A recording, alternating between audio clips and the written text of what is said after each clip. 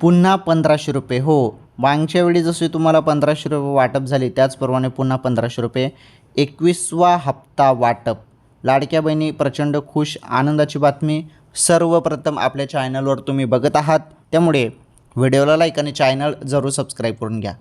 हे बघा, 21वा हप्ता संदर्भात सर्वात मोठी अपडेट आता समोर आलेली आहे. तर लाडक्या बहिणींना तुम्हाला लाडकी बहीण योजनेमार्फत 1500 रुपये मिळतात बरोबर. आता तुम्हाला मिळणार आहेत 3000